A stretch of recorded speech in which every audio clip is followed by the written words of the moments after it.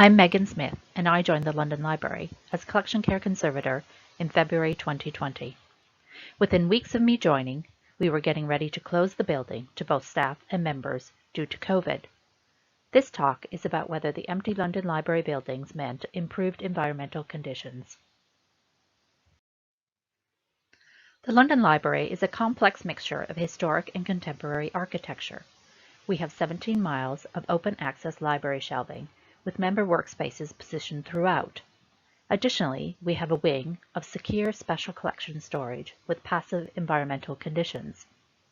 As we were coming out of winter, part of our close-down preparations included discussions with our facilities manager about immediately turning down the building heating, as maintaining human comfort was no longer required, and additionally explaining that the collections could benefit from reduced temperatures. Even without anticipating the duration of COVID, I wanted to see the benefits of minimal heating to the collections in the building. The opportunity ended up lasting from mid-March until late November 2020, a unique opportunity for a member-focused heritage organization.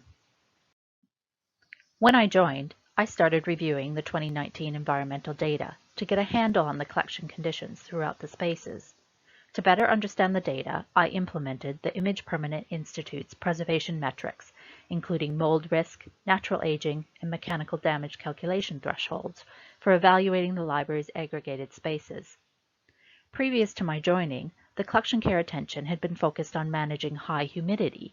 That practically meant dehumidifiers were run during the day if the RH rose above 55%. Looking at 2019, high RH wasn't the real issue. In fact, low RH was the real issue throughout the buildings.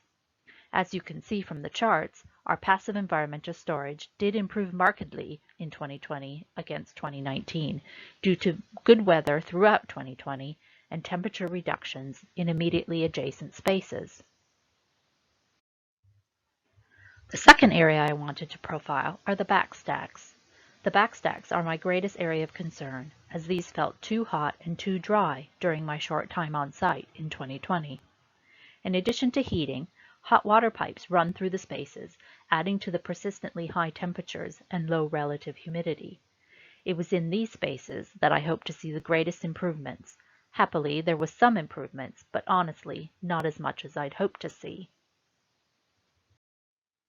I've highlighted just two of the aggregated spaces at the library. Other London Library spaces also showed improvement to the natural aging calculations. My conclusions are that having no or minimal heating to the building was a positive outcome for the collections. My challenge going forward is to figure out how to continue the benefits of no or low heating while meeting the needs of members and staff.